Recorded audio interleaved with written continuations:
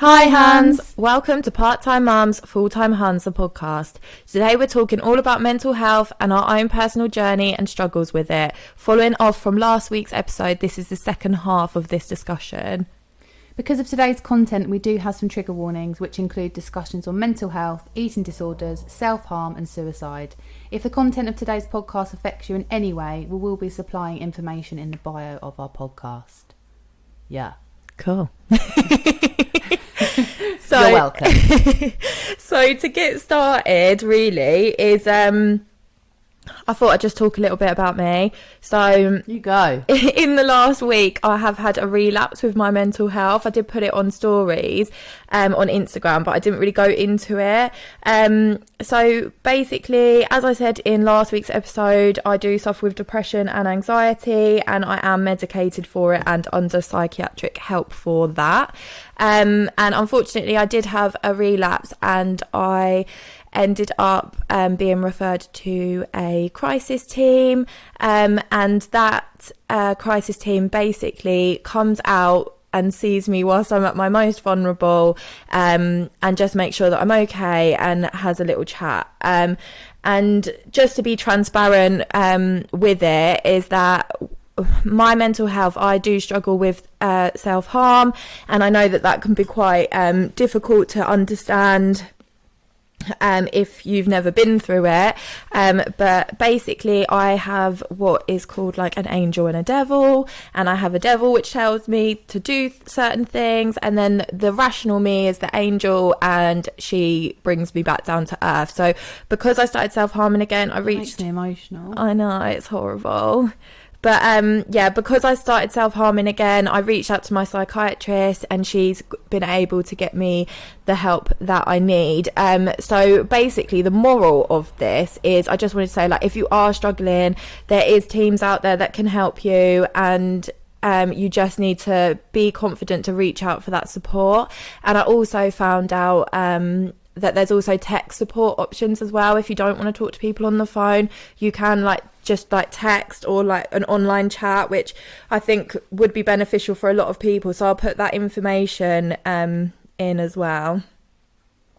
And also I think it's scary, isn't it? Like Monday you were scared about the prospects of having these people, like, it's called basically like a crisis team, and they come and help you, and it's very quick, like so good that they can help you so quickly with what you need. But I think when you're, especially if you're anxious and you're having an episode, it's the unknown, isn't it? Yeah. You don't know what these people are going to do. Like your mind starts going into overdrive. Like they're going to start assessing you and looking into your life and asking you questions. But I think that the main point is to stay focused on these people. They're not bad people. They're not people, like the whole stigma of health visitors. They're not there to come around and tell you that you're wrong. They're there to actually try and help you pull through it with tools, and they're trained in what they know. Their shit, so they know what they're doing, and they're able to get information out of you without you even realising, like a therapist. Yeah, and I was so nervous about them coming out to me, and literally they were the nicest people ever. They were like my mum, like just so nice, made me feel really comfortable. And obviously they came into my home, so it made me feel like even more like under pressure to make sure that everything was tidy and stuff like that. And really I didn't need to. Like yesterday I had a lady come out and see me, and she just sat on my sofa, had a cup of tea, had a little chat. And yeah, I just think these people, even though you can get it into your head that, oh no, I've got to go under another team to get support and stuff like that, it is scary. And I was there, like Kim said, on Monday, I was shitting myself, but the reality is they're only there to support me through a shit time. Yeah. And I think that if you feel like you're drowning, you got to start reaching out for some sort of fucking lifeboat. Do you know what I mean? You need someone. Sometimes you can't pull yourself back up on your own, and that's absolutely fine. There's so many people and things available to help you. There's no shame in it, and it's just about getting you better as quickly as possible. Yeah. So that's positive. Yeah, definitely. And like I said, don't be scared to reach out. It is quite a scary world, to think that people are going to be coming in and judging you, but they're not there to judge you. So if you are going through like something really serious, then honestly it's worth just reaching out to that person, whether it be your GP, your best friend, or like a self referral online. Like, we did put like all of the links in our last podcast in like the little blurb bit, and we'll do the same again this week. So if you do need any support, then just have a look on those. And when I was on stories, I did go down like talking about relationships, like toxic relationships, and that can make you feel more anxious. Our next podcast is going to be about that. So bad friendships, ending of friendships, relationships, we're going to do all that. But what else I did touch on was what am I actually going to say? What did I talk about? You spoke about positive friendships too. Yeah. No, it wasn't that. It was fuck. Oh, here we go. I actually can't remember. It's been a busy morning, mate. Symptoms. I spoke about fucking. My daughter's 9th birthday today, and I've been up since. Can you tell that this isn't scripted? Yeah, I've had 3 coffees and a Red Bull. Like, I don't know what to say. So I spoke about symptoms, and I think we're all guilty of Googling symptoms. You go to GP, or maybe you talk to a friend, they're going to say, look on the NHS website. And we're going to talk today about symptoms that we have. And a lot of these, I think, for me, they weren't on there. So I thought, like, fucking hell, I've literally lost the plot. They're going to pick me up in a white straitjacket in a minute. And then you start thinking that you're ill. Like, I thought, fucking hell, something's really wrong with me. And I think for me, stuff that wasn't on there is panic attacks. So the panic attack is a separate section. Heart races, sweats. You feel like I said before, you're going to have a heart attack. But since Monday, I've had the most, it's always there. It's a constant chest pain. And on Monday, when I got it, I didn't feel consciously anxious about anything overly. Still have it now. It's Friday. Slightly concerned that I still have it there. Probably isn't helped the fact that I live off caffeine and nerves, but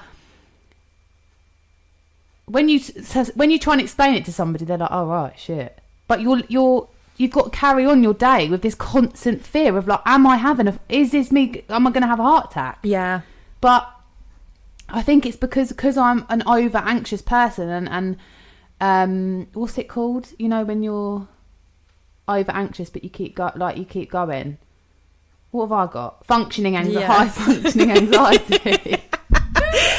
Yeah. So like you will get these symptoms, and then they just like enhance you to carry on being like high functioning fast, when the reality is it's probably your body telling you to slow down.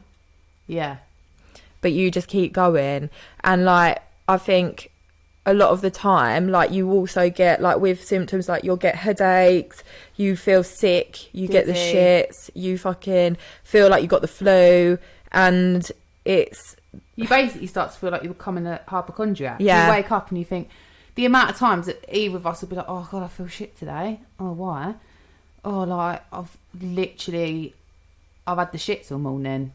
But it's not because it's a tummy bug. It's because you're so anxious that your body can't hold on to it. So it's like this feeling of like you've got no control over it. The same thing as like going for a wee all the time.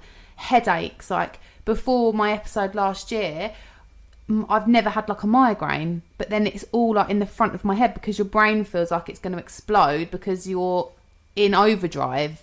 The lack of sleep, exhaustion, hot sweats, night fucking terrors. Like, it's horrific. We both struggle with our anxiety in our sleep, don't we? Like I wake up like dripping wet with sweat, like I've been swimming. Yeah. And like I'll have like what you said last week, like recurrent dreams of like just shit. Like it's not even like anything relevant, but they're scary. Google this stuff. Like you can't.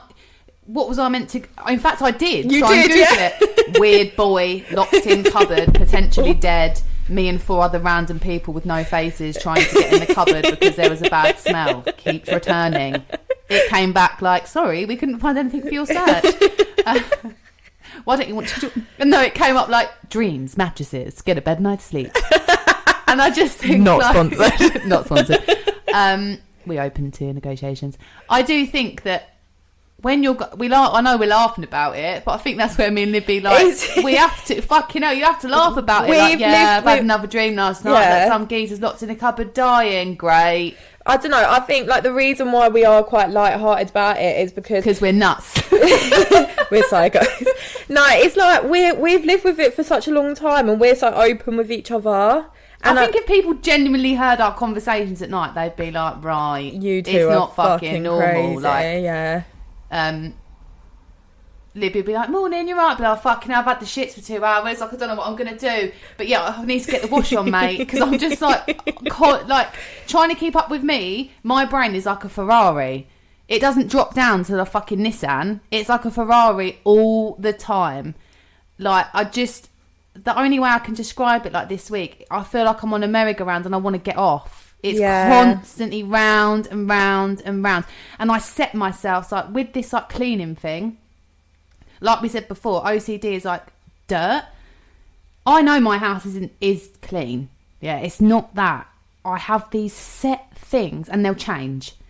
These things in my brain that I have to do. Have to make the beds straight away. Make the beds. Clean the sides down every day. Clean my bathroom in the morning. Clean it after I've had a shower. And when I say clean it, it's fucking bleach everything. Like, what normal person fucking cleans their shower glass? They're not even having... So everyone's had a shower. I run a bath and clean my shower. Yeah. It's not fucking normal, is it? For what? For what? To do it again because I will do it again in the morning. I do think you're getting better though, because you used to hoover like 3 times a day, and now you'll leave without hoovering. Yeah. But that might sound like, whoa, what does she want a certificate? Yes, I fucking do. Because I would be like, oh, yeah, I'm just running a bit late because I've just got to hoover again, but no one's coming around your house. Or what's happened? Nothing, I just need to hoover again. Like, it was so bad. And it wasn't because I thought that anything was good. I can't even really give you a reason. Following the kids around with a handheld hoover. Yeah. And the weird thing is everyone in my family is just like, there she is again, hoovering. And it makes me feel bad because I just think it's so hard to keep up cleaning my house and being a mum. And I think, like, talking about that, like, we spoke yesterday about, like, one of the symptoms of, like, depression regarding, like, around your children is, like, one of the symptoms is you will just be there to look after your child in terms of, like, making sure they're clean, fed, maternal instinct, but you're not actually enjoying time with them. And I think that kind of hit home for both of us, didn't it? Because we're both like on get the balance. Yeah, we're both on the edge with everything, that it's like, I don't take my son to the park, and now you might think you're fucking selfish, why aren't you taking your son to the park?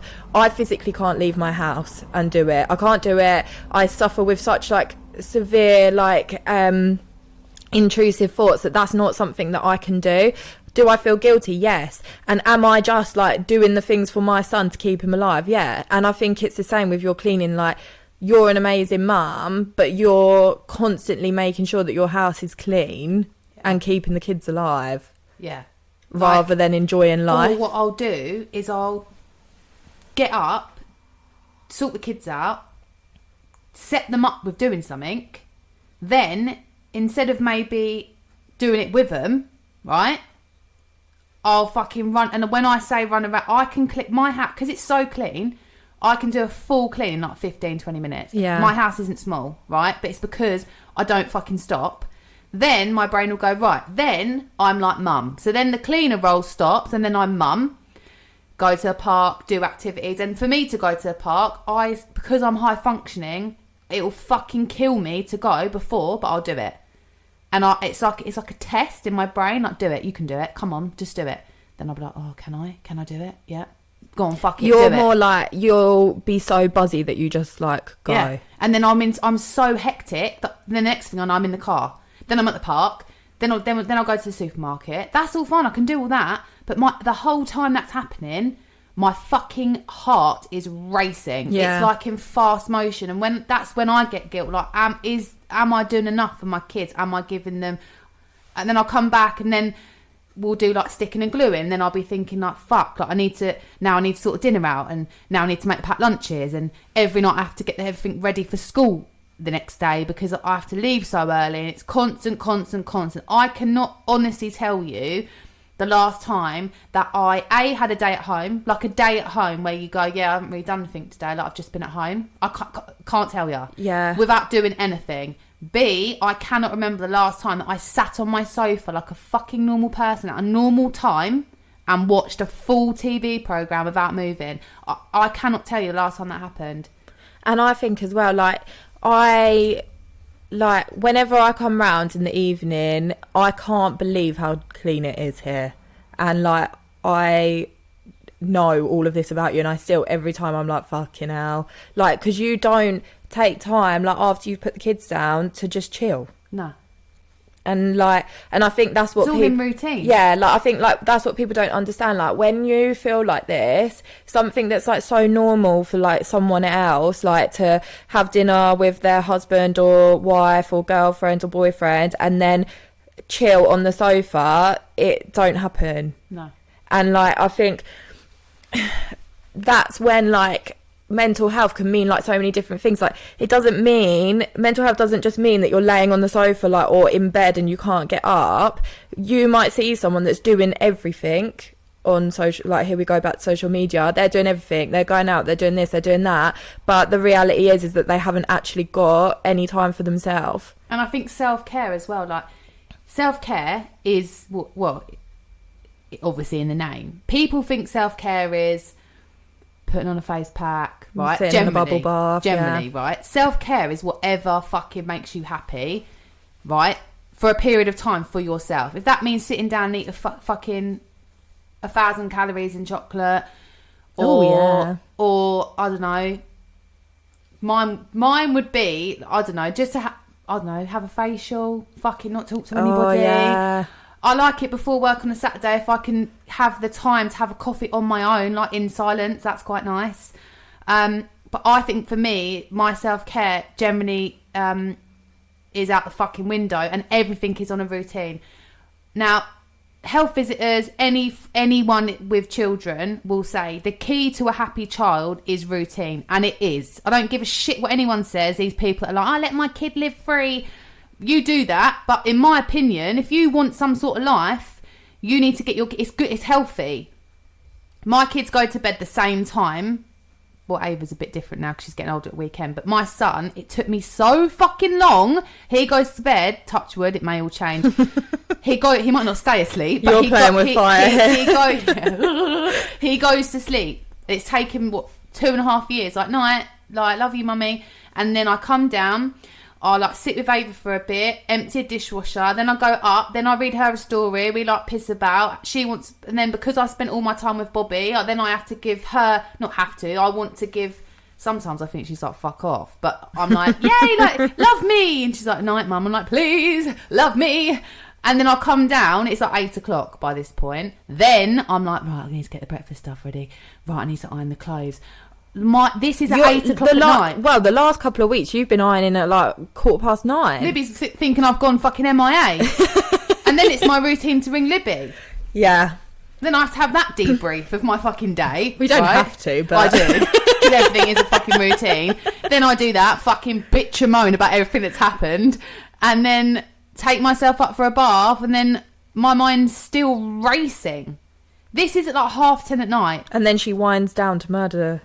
Now I've started watching YouTube videos about fucking murder things, and when my therapist was listen to the rain, download meditation apps, nothing worked. Started watching this bird on YouTube. She talks about murder mystery. Yeah, I literally, my husband's you keep falling asleep to it. I love it. No, but when I was pregnant, I used to put her on and lay on the sofa and have a nap. Sick fuck that just I fall asleep to her so basically they found this guy chopped up in a suitcase. I'm and we wonder why we're having nightmares. Yeah, no, but the nightmares have stopped now. Now I'm listening to all this fucking bodies being cut up and that. I'm sleeping like a baby. But the whole point of this is I'm really trying to stop and just to stop, because me and Libby have these deep meaningfuls where we're like, life is so A, too short to be unhappy, B, too short to have shit eyebrows, C, shit friends, shit food, diets, gym, pressure of being in a shit relationship. Life's too fucking short. Yeah. Because trust me, when I woke up this morning, my daughter's 9, I was so emotional. Like, it's like a flashback, like 9 years. Like, she saved me from that person that I was, like, fucking just pissing my life up the wall. And she is both my kids are such a gift to me. But really, it's a balance. They love being at home. I'm not just saying this, am I? Like, they're such happy kids, my kids. Amazing, but would they be happier if I wasn't fucking like, come on, we need to go, I need to get you to school, like manic all the time. Like, right, okay, put your stuff down. Like, right, like everything is at set time. It's so strange. Because I feel like I need to keep in a routine. Probably because the first health visitor is cemented in my head to me. I was so young and so vulnerable. Like, you need routine. You need a routine. Routine for bedtime. I'll fight any bitch that says to me that that's ridiculous. Anybody. I'll take you on. Leave me a comment. But routine, guys, in like dinner has to be at a set time. Like, honestly, life is you have to be able to let go of the leash, like, and live. Because I feel like right now, am I living? I'm happy with certain things in my life, but I don't feel like I'm living because I'm so restricted by my own anxiety.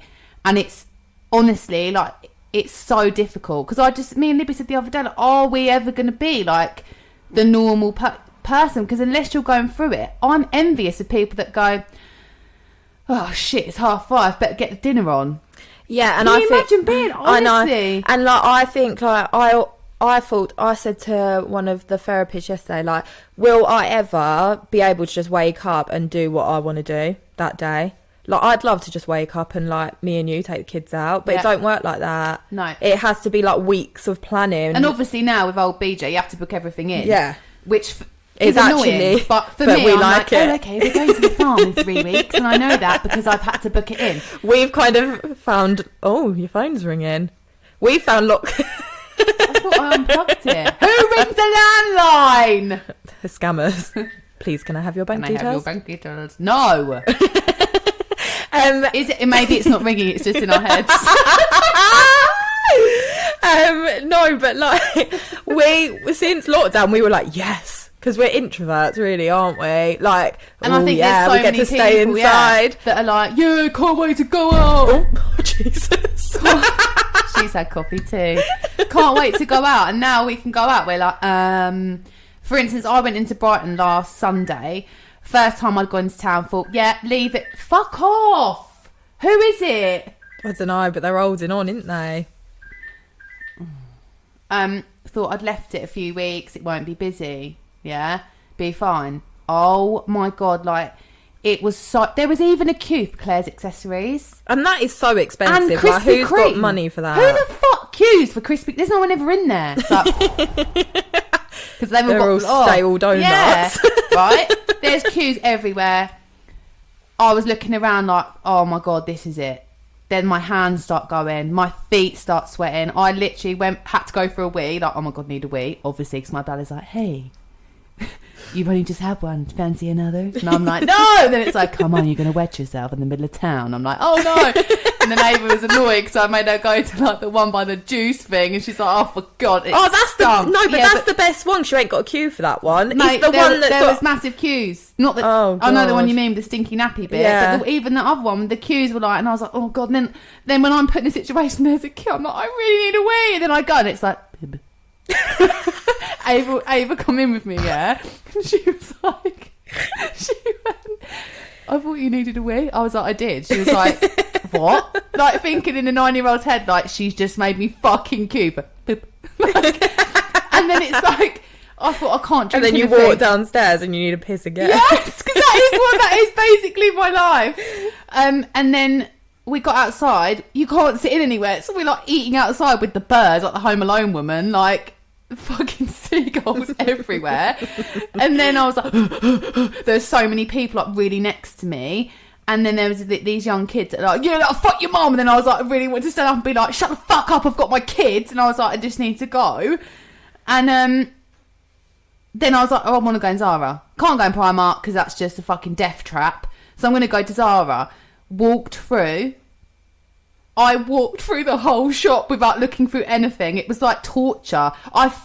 If anyone knows the Brighton Zara, if you go slightly off centre, you can see the door to go into the shopping centre.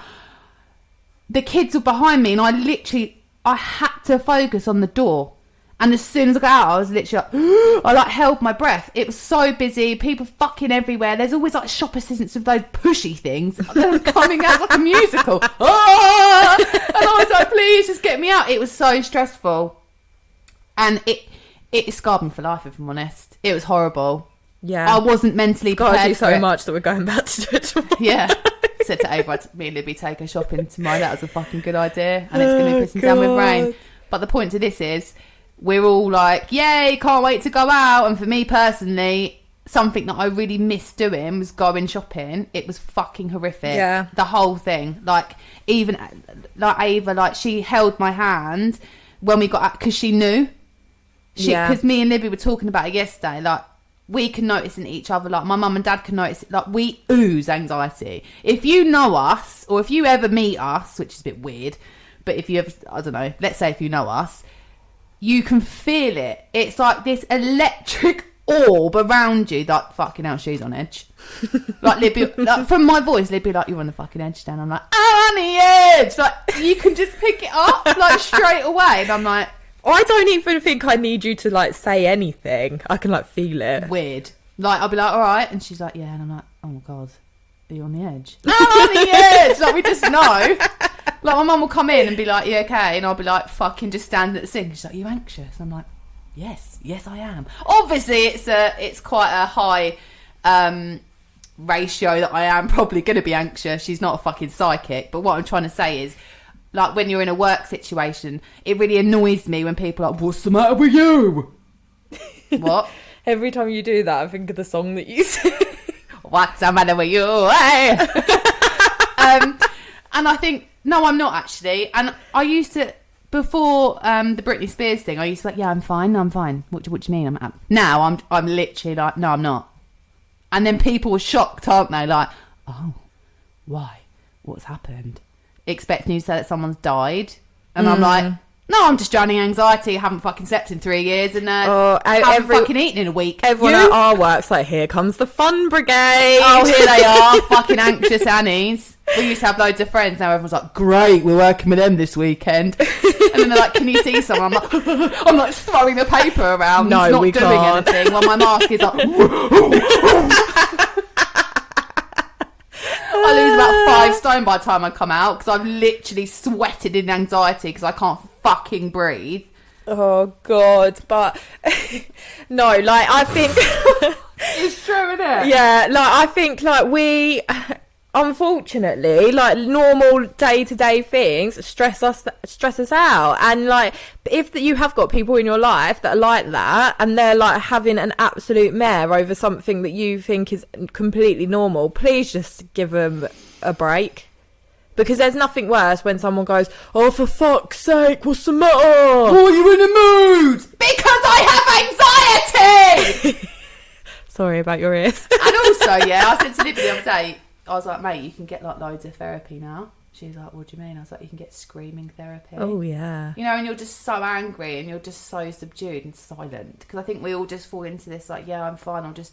The worst thing for me, and I feel sad that I was that person for such a long period of my life, is I was like, yeah, I'm fine. And inside, you're, like, crying. It's so weird, that third person thing. Like...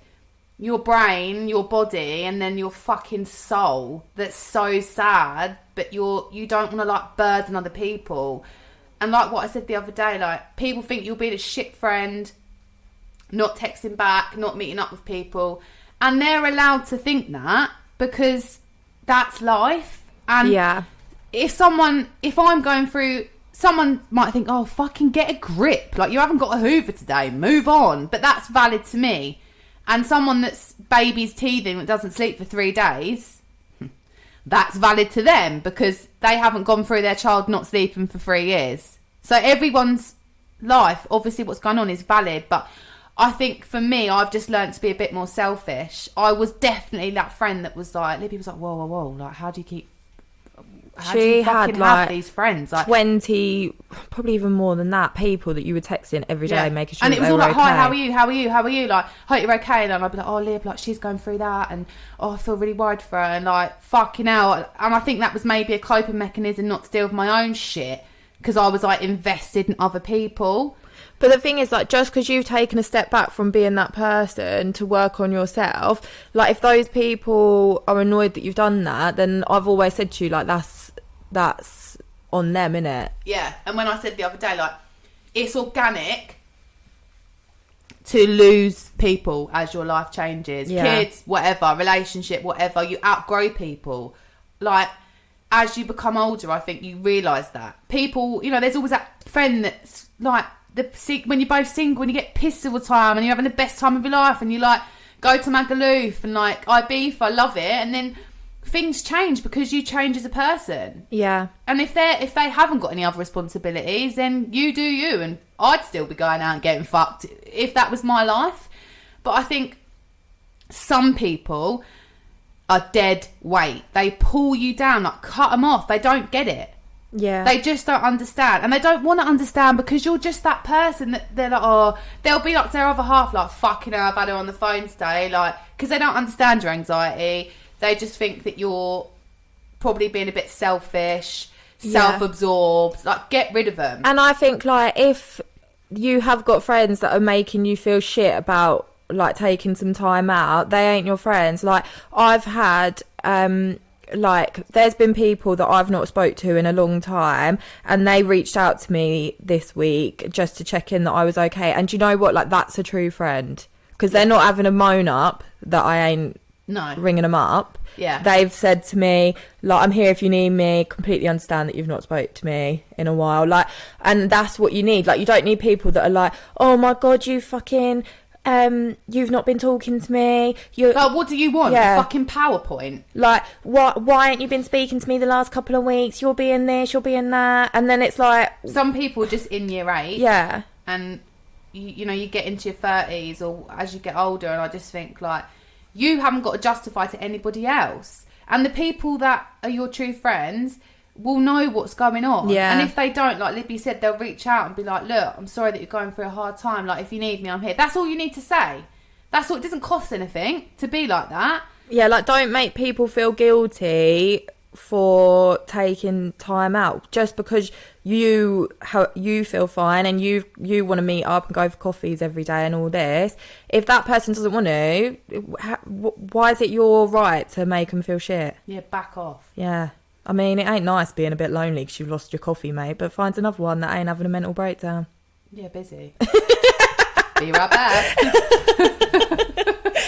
And we also want to talk to her about eating, really. Yeah, I think that is a huge thing. I personally think a lot of people, either side it can go. So you've got one side of it. Luckily for you, I've been through both. So I've been through going through hard times more of when I was younger, like maybe a lot younger, eating, having no fucking control. Yeah, eating food still does make me happy, but eating whatever I liked in general, much healthier outlook on life with food, relationship. Yeah, I was always a fat kid, happy fat. My mum told me it's because I was tall and it was puppy fat. Don't think it is, babe, at 15, is it? Being around an all-female situation, started thinking, why is everyone so thin? Why am I fat? Clothes sizes. Fucking hate clothes sizes now. I will never... Ava's exactly the same as me. Tall. She ain't going to fit in fucking Zara 9 to 10, babe. No. It ain't going to fucking happen. I don't talk to her about clothes sizes, and that's one thing that I love that I can give her the confidence with. Because it's bullshit, and that's why a lot of these... We are not trying to glamorise, by the way. What I'm about to talk about, it's horrible and it's personal to me. I feel sorry if you're going through it, and really do try and get help, because it fucking ruins your life. It takes over your life. So I had the days where I was eating loads, and I think comfort eating, it's emotional eating, isn't it? If you feel sad, you get happiness in food, and you just like binge out on, have a binge up. Yeah. But for me, my whole life really, for as long as I can remember, from my teens, was obsessing to be thin. Now, my therapist, I got diagnosed with body dysmorphia in 2016. For anyone who doesn't know what that is, it's when you look in the mirror and you see something else. So it will be maybe you're big and you don't see that you're big. For me, it was being fucking tiny and not seeing how thin I was. And people being like, fuck, my boss got me in. Fucking hell, this is when I was like 25 and was like, I was going for a bit of a shit patch then. And he was like, we're all really worried about you. And I was like, what? And he was like, you're so thin. Bearing in mind, I'm nearly 6 foot. At this point, I was like I looked like a lollipop head. I was a size 6. My body fat was pretty much non-existent. Ava was really young. And I'd been fat all my life. I'd had this baby. I was still really big after having Ava. And all of a sudden, people start saying to you, fucking hell, like it fed this addiction to me. I've never been that person that could go into a shop and just buy something. I'd always have to try it on. It'd be just such a disappointment. I went into Primark. There was a pair of jeans, skinny jeans. They were a size 8 Primark skinny jeans. They were £6 on the sale rail, and I bought them because they were in the sale. I thought, I'll try them on. They fit. I was literally ecstatic when I look back at that picture of me in them jeans. That just so sad. Like, my eyes are sunk. Yeah. My hair was falling out. I was so bony. Like, when I met my husband, he literally was like, he hated even cuddling. I was literally a bag of bones. Then I got a bit bigger because I was happy. I was happier. Going out for dinner all the time, blah, blah, blah, blah, blah. Didn't really have any issues at that point. Really, really happy. Then when it came towards my wedding, bang, the pressure, anxiety. For anyone that's planned a wedding, it's a thing, ain't it, Lib? Yeah. You've got to look your fucking best. You're like, fuck you, I look good. Today's all about me. The pressure of the dress, because we're in a society where you want to be thin for your wedding. I think, like, just jumping in on that dress thing, do you remember what the dressmaker said to me? Disgusting. So, like, I had a boob job and I was going to my final dress fitting, and she went, you haven't got any room to be eating any cake. I sat there, like, are you fucking joking? Are you actually... She was so... Oh, my God. Like, we actually looked at a picture of it the other day. So tiny, with these massive, hadn't dropped yet, tits. Gee, honestly, if my son hadn't have been... Because your mum and sister didn't really say anything. I know. And I was like, okay, we're all just carrying on. We're all just going to say that the dressmaker's trying to make me not eat anything. No one's really... Because Libby, obviously, we'll get into in a second her relationship with food. But I was thinking, you don't say that to any fucking woman. And B, hang on a minute, Mrs. Pins down there. You don't know what her relationship with food is. Or her mental state. Don't fucking go. I was oh, my mate, honestly, I have fucking dreams about that and all, stabbing her with the fucking skin thing she had. No one said anything, because I think we're in, like, is that okay to fucking say that? And I had people when I was at my skinnies going, fucking hell, mate, you could be a model. Yeah. I think this is the problem, though. Like, obviously, you are so tall and so thin, and people are like, you look amazing. You look, and, like, don't get me wrong, you do. But there's a point where there's a fine line between someone looking amazing and someone being seriously unwell. Yeah. And you were seriously unwell. Yeah. And everyone was like bigging you up for what you look like, posting pictures on social media. Oh my God, you look amazing. Wish I looked like that. Da da da da da. And it just fed it to the point where addicted to it. Yeah. Literally, because I thought, oh my God, these people think I look good because I'm thin. They're all jealous. Like when you upload, they want to be like that. Because you uploaded that you in that sports bra and leggings when you were in a really bad place, and we knew that you had an eating disorder at the time. And when you uploaded it, you got messages like, oh my God, you look amazing, da da da da da. And like, that's fine. Like, you should be reaching out to people saying they look good. But unfortunately, then that encouraged you to carry on. Yeah, for me, it 100% like backed it.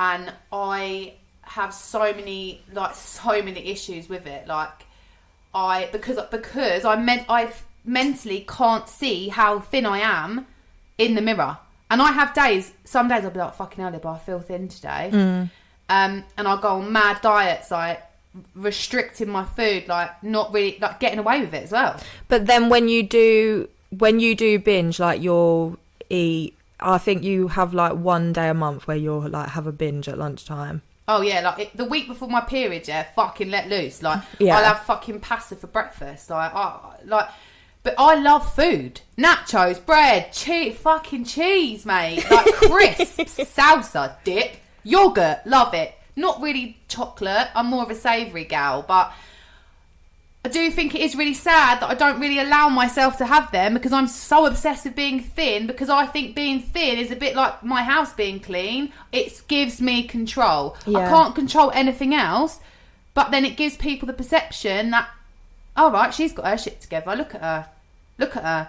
And I think, honestly, from someone that's been a size 18 and a size 6, I probably felt more confident. Like I was seeing this guy, I was about size 12. And I just remember like walking around his gaff like I fucking owned it, mate. I felt womanly.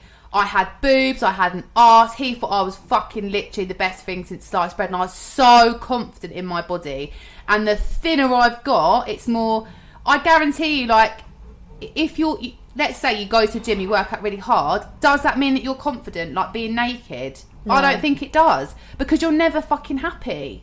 Like, I have people go, like, I'd love to have your legs. And I hate my legs. So it's honestly, because since I was little, I've always had the fat thighs. Like, I would give anything to have thin stick legs. But Libby's like, you have. You're in size 8 jeans. Like, what the fuck? But I don't see it. And that, again, is an illness. Like, I can't help it. And then I have, like, I don't think you know about this, Lib, but like on the top of my shoulders, like I have bone. Feel it? No, I know. I can see it. Oh, okay. I have this thing. Like this is gonna sound so fucking weird, but if I eat loads in a day, obviously you're not gonna put weight on, are you? But I have to touch the top of my. Sorry, the bin minute. No, it's the recycling people. I have to touch at the top of my shoulders to see if it's still there. The thing is, as well, is like, this is not glamorising it's horrible. The eating disorder at all, but you thrive off of seeing your rib cage and your chest bones, and then I think like you'll have a day where you will look in the mirror and then you're disgusted by it, and like it is heartbreaking to see your best friend like go through it, and I do hope that one day like you come out the other side, but you've battled with it for so long, and I just think like the problem is you haven't been given the right support for it, have you? You're still waiting. Had therapy, like had weight management, yeah. They weigh you, and I hate scales. Fucking hate them. Don't have any. Always go by my clothes, but I went after having my son. I put 4.5 stone on having my son. I loved every fucking minute of it. My husband was like, you are fucking happy. I love you being pregnant because you're fucking eating. You're happy. Oh my God, I was so happy. All I could think about was food. And I did. And I loved it. Had him. Thought, I'll snap back. It's fine. I started off as a size 6. No, my friend. That did not happen. Yeah. Felt so shit about myself. And when I look back at pictures of me 6 weeks postpartum, and I think, fucking hell, you fucking joking. I lost so much weight. But nothing was really coming off, as in I wanted to be like skeletal again. I wanted to be this little doll that would fit in my work skirt and prance around. It wasn't happening. I ate chicken and rice twice a day, every day for 6 months. I did not break it at all. At all. That and Diet Coke, I lived off of it. Nothing was really happening. Then my anxiety kicked in because of postnatal depression. Fucking boom. I was literally... How old would you say Bobby was? 2?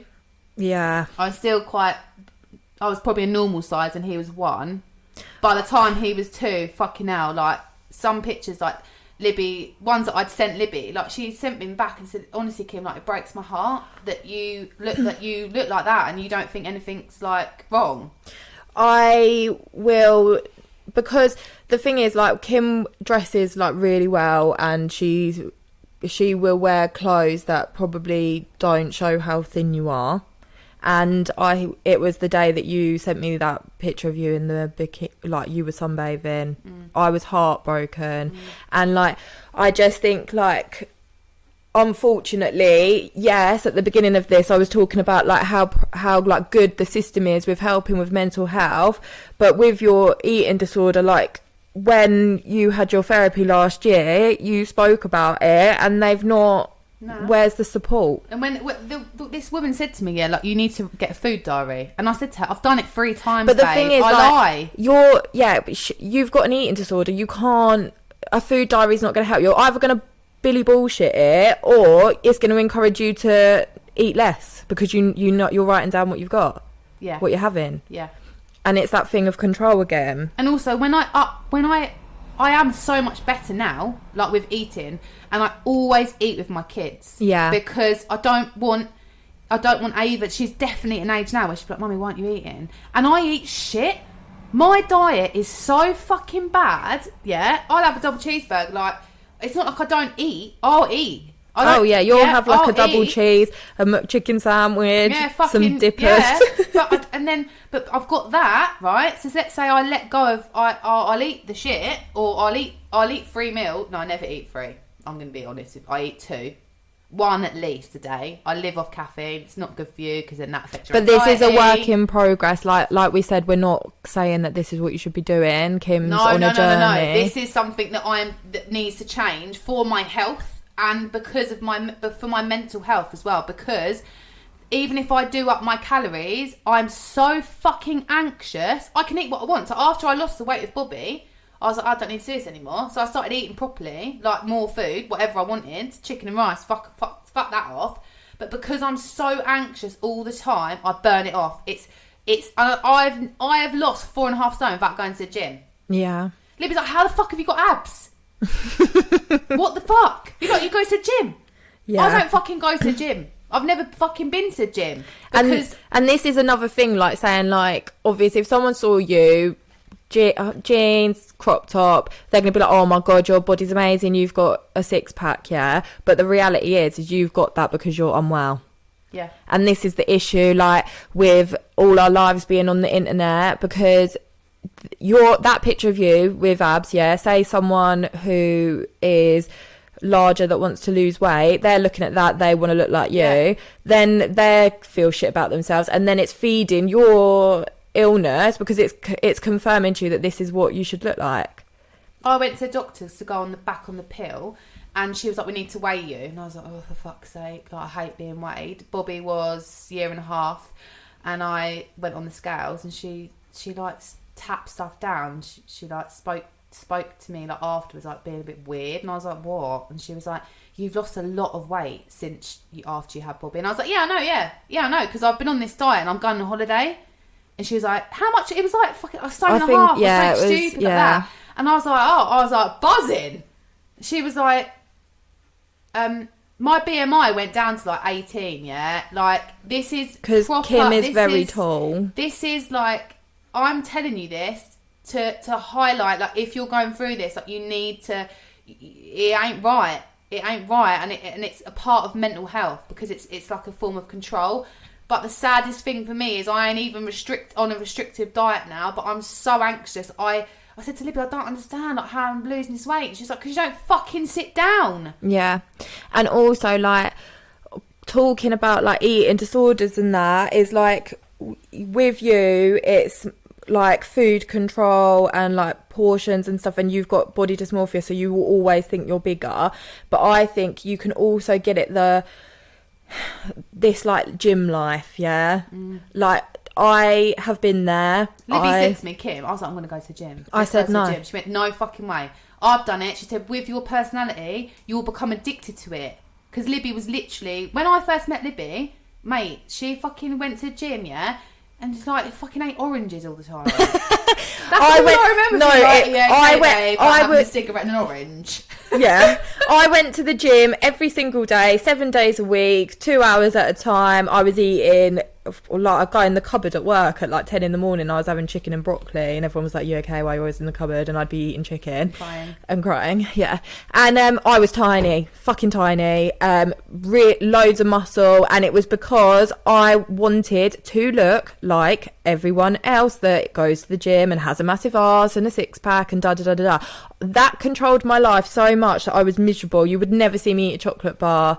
And she used to go and get a meal. Let me put this into perspective. She used to go and get a meal deal, yeah, with no shit. Water. Didn't you used to get like a water, fruit, maybe a sandwich? Yeah. I mean, but yeah, I was tiny. Oh, where's the crisp? Oh, you wouldn't catch me eating crisp. But no, and I was tiny, and I still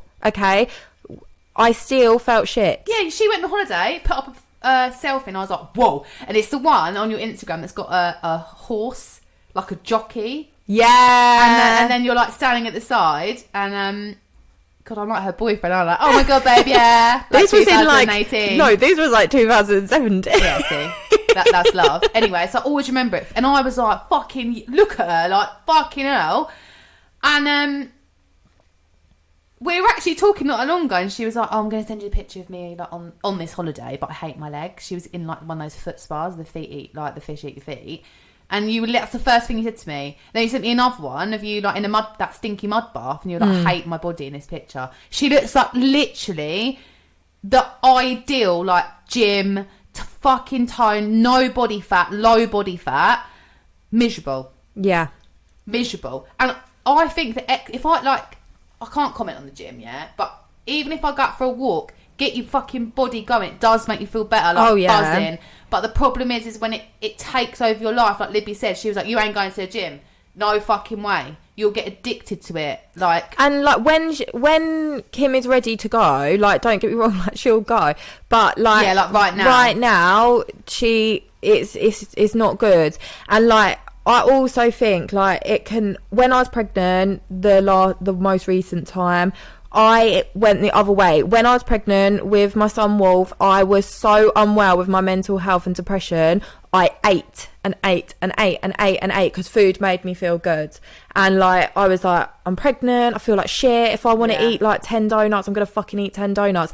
And now I am, like I've said in all the previous things, I'm the biggest I've ever been, and I feel every single day that I wake up pressure to lose this weight. And the question is why do I feel this pressure? How is it fair that me as a size 14 feels like shit every time I look in the mirror? When she came this morning, I was like, mate, what's an outfit? Like, you look fucking buzzing. But it's that thing of like, we are living in a society where we are encouraged over and over and over again that being like, we keep saying being big, but it ain't even big, mate. Like, no, I know. Like when small. Honestly, I was like a size 6 at my skinniest, and I still fucking hated my knees. Yeah.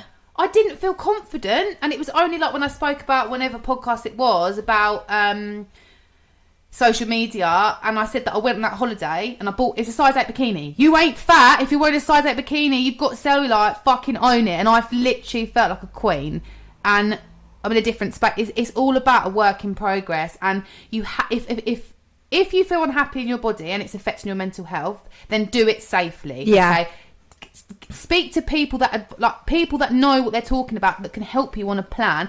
You need a balance of food. You need to have shit. It's all about balancing life out. Life isn't fucking Tupperware 7 days a week. Get a fucking grip. However, you need to, like, food prep, stuff like that, like, so you're not starving yourself. Like, yeah, so like this whole being skinny, it's not. It's about feeling. I could say to Libby a million times a day, "You look fucking amazing," but I've also been there after I had my children.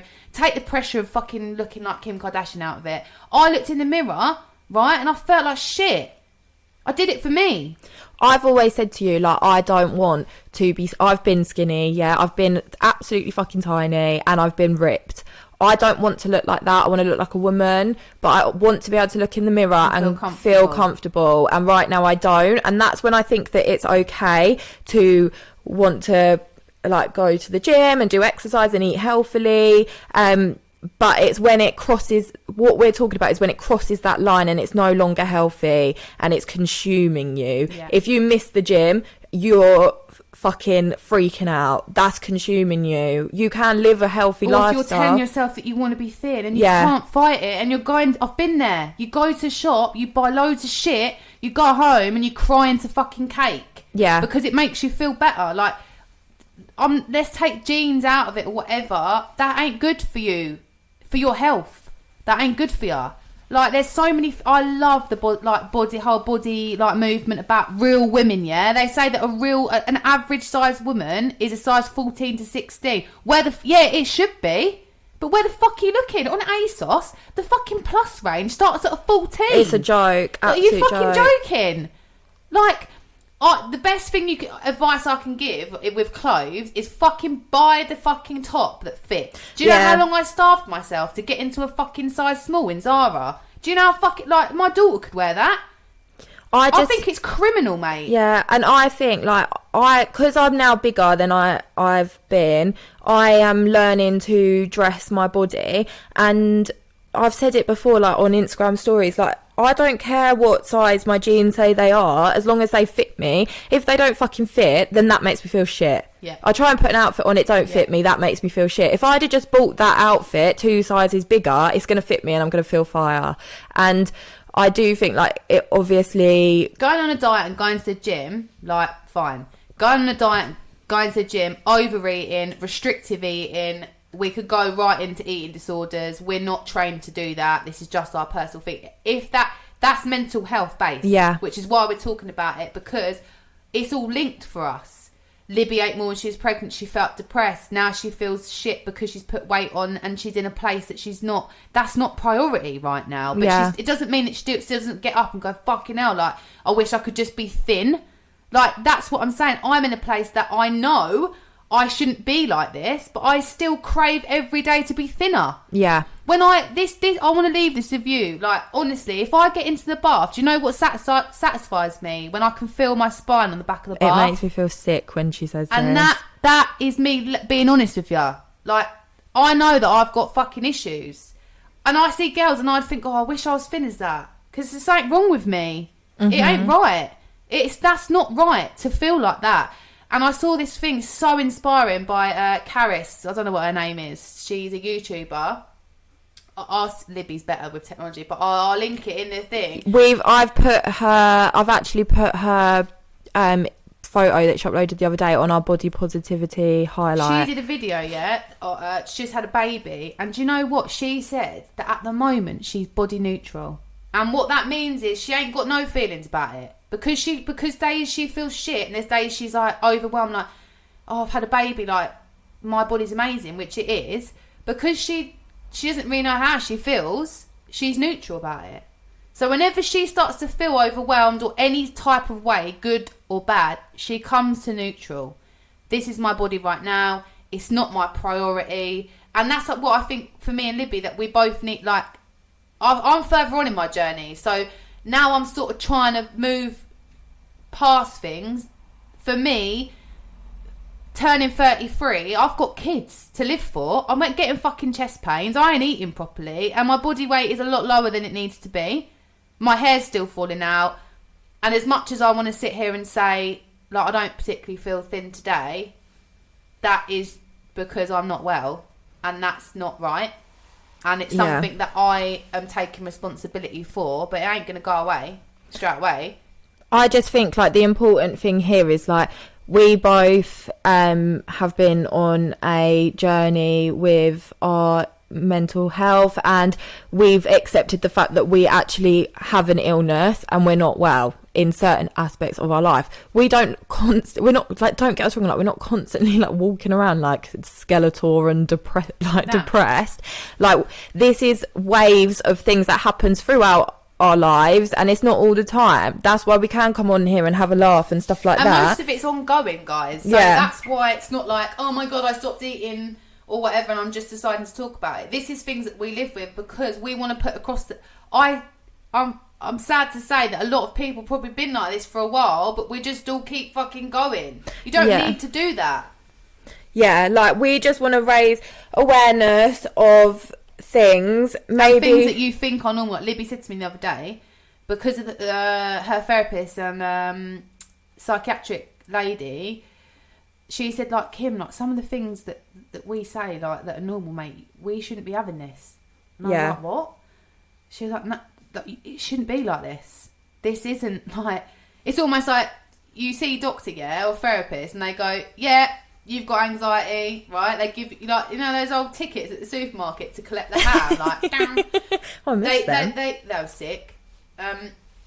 You get given this like ticket and a prescription for fucking sertraline, and you're like, all right then, mate, yeah, cheers, like, see you later, and then you just get on your merry way. It doesn't need to be like that. No, this isn't. It's not. I feel like it's all just brushed under the carpet. Like, my family are all like, yeah, Kim's got anxiety. Like, yeah, we know. Yeah, she goes through stages where she's really fucking thin. Like, yeah, we know. But because I keep getting past it, it's almost like it's all right. It ain't all right, is it? It's not all right. I just think, like, it's so important to be able to talk about it, like, openly. Get it out. Yeah, like, at the end of the day, if you're struggling to upload that photo of you in your bikini because you've been having an eating disorder for a really long time, maybe upload it and reach out to other people that are trying to get better. We're just talking about this because we're don't feel under pressure to fucking post it in the first place. Like, we're on a journey with each other, and luckily we do have each other, and we understand each other. Like, we are two peas in a pod, and we are getting better. Like, and there will be hiccups along the road, and that's okay. But the whole time that we're all shying away from mental health and just thinking that it's someone's suicidal or someone's a nutter, that ain't the case. And we've had so many DMs this week. Next week is Mental Health Awareness Week. We're going into that next week, isn't it? So the 10th. Yeah. Our DMs are open, and Libby, we're going to link some extra stuff in there, just if you need it. And we've done this. We just want to try and raise some awareness for people that can take just something from it. Just something. Yeah, like, we have had a few people, like, reach out and say, like, oh, I listened, and, like, it literally feels like you're talking about me, and that's what we want to be able to do, like, help people. I never thought that someone would be able to relate, because even though me and Libby are like one, but we're so different. We understand it, but our illnesses are so a polar opposite. So we can relate, and we can be, give empathy to each other. Like, fucking hell, mate, like, that's so shit. Like, how are you? Like, we know how to help each other in certain things, but in other things we can't. And there's definitely ways that I can't help Libby. She can't say to me, mate, you're fucking thin, you need to eat. Don't make any difference. I can say to her, like, you're loved. Like, you need to keep going. Like, why are you doing that? I can't relate to that because I've not gone through it. It doesn't matter how many times I fucking tell her or she tells me. It's because it's separate.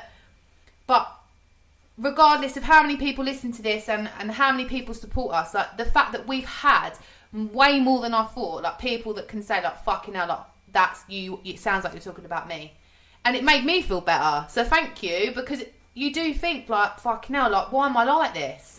Why is this happening to me? And we've kind of, like, laid everything out on the table, haven't we? And it is scary to do, but so many people that listen to this, like, locally to us, local people that there's quite a high chance, like, we see you, that we're going to bump into them, quite at literally. Any point. Yeah, literally. And do you think it's easy? It ain't easy.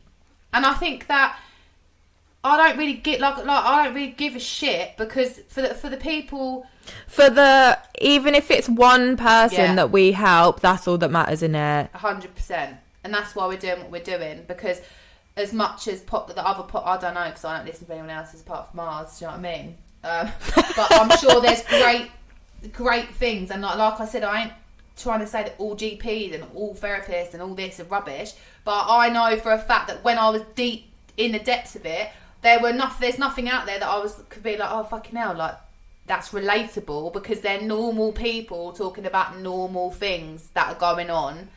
This is so much bigger and more common than anyone takes it. Yeah.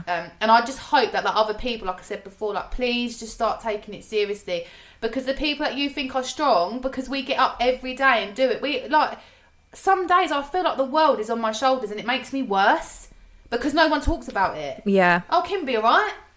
Fucking hell, we're on the 7th breakdown, are we? She'll be alright. She's fine.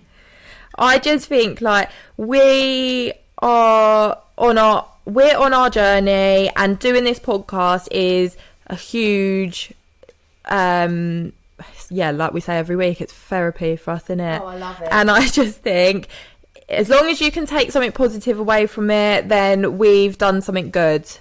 And if you are struggling right now, please reach out to one of like the links or options that we're going to put available. Anyone. Reach out to anyone that you feel comfortable. Anyone you feel comfortable with. And like we said, like our DMs are open, and we will never share what you say to us. Some people that have spoken to us, like, I feel like I've known them. Yeah. It's like, I think because we are just those people, and the people that support us are on our like wavelength. Yeah. It's just a vibe, isn't it? Like you meet people, people relate to you. They've automatically like bought into the fact that you're not, I ain't preaching. We're not I don't fucking know what's going on in your life. I'm not telling you what to do. I don't know what's fucking going on in mine. But I think that because we just appreciate your support, things have been a bit doom and gloom, which is fine because we've had a bit of a shit couple of weeks. I just think, like we're not trying to be Debbie Downer. We just want to get it out there before we. And we ain't going to sit here and be like, hi guys, like everything's fine. Like when it's not, because that's just not real life. And again, that will just be feeding into this whole overwhelming layer of shit that everyone just thinks that everything's great and fluffy and on social media. Like we're not about that. However, next week is all about toxic friendships, and I can't fucking wait to do this because I'm coming for you. Yeah, I can't wait. I literally, when there's like, when there's a boxing fight and they're like, boom, that way in, boom, boom, boom, boom, boom, boom. That's what I feel like. So all of you that have got horrible... this is an exclusive. Like, she's kept tight-lipped for so long. Now it's her turn. An exclusive interview. Stage. Yeah, like, I'll do it for free. I ain't even wanting to be paid. Because I think people need to know. And I'm sick of it. I'm sick of fucking being quiet about it. Like, horrible people. And do you know what the most annoying thing is about these toxic people? Yeah, they'll always fucking post a fucking thing on Instagram. It's like... Don't water weeds if the garden's not growing. Don't give people your time that don't put you first. Shut the fuck up. Who are you trying to kid? And also like ghosting in friendships. Not talking to people again. People that just stop talking to you for no fucking reason. Weird. This is the teaser. Weird. So fucking weird. And those lovely friends that like... The friends that you don't see for fucking years, yeah? Because you're busy having a breakdown, or like fucking your boyfriend's cheating on you and you just don't tell anyone because you've got back with him 28 times, yeah? So you've got to fucking go MIA and move. Then you see him and then you're like, all right. Oh, yeah. And then you start talking, and then it's like you've never, ever. And then when you see that mate and you hug them, which is probably for a lot of people because we ain't meant to, are we? But I think it's like June. You can hug people. But anyway, in normal life, when you not hug those people, then you hug them. And and it's like so nice. Yeah, it's like home. Oh, I've missed you. And I don't really like hugging people because I'm a bit weird. Like, well, personal space. But when they like hug you and you're like, yeah, like, this is why you're my mate. So that's what we're talking about. So basically that's what we're talking about. Before she starts the whole podcast. So we're talking about shit friends, toxic friends, horrible friends. And like shit relationships. Bitchy friends. Trying to be mates with your ex. Fuck them off. Yeah. And we're also talking about good mates, okay? That won't take long, that bit. No. No one's nice. So we'll see you next week. Hopefully this mental health two-parter has helped you in some way. Please like and subscribe. Please share on your Instagram stories. Stop watching YouTube and not like. It's so annoying. I always used to watch YouTube and they're like and subscribe, and I'm like, fuck off. I just want to watch a video. To enable people to carry on doing what they're doing, you need to like. It doesn't cost anything. It's free. It's like giving us a little free hug, a little smile. Doesn't cost anything. Same with Apple reviews. Go on, leave a review. Just fucking do it. Takes 2 seconds. Because basically, we're like semi-famous, right, on one platform because everyone's like listening, and that's fine. But this could be massive for us, which means we could go like global and talk to people about all this and make a fucking difference. And that's what we want to do. So help a brother out. And then we haven't got to do these stupid Instagram videos like, please like and subscribe. Okay? Okay, see you next week. Love you, bye. Love you, bye. Oh, we're 9:04 over. Oh, no, the mouse. Oh, no, it's not on. Bye. Every time.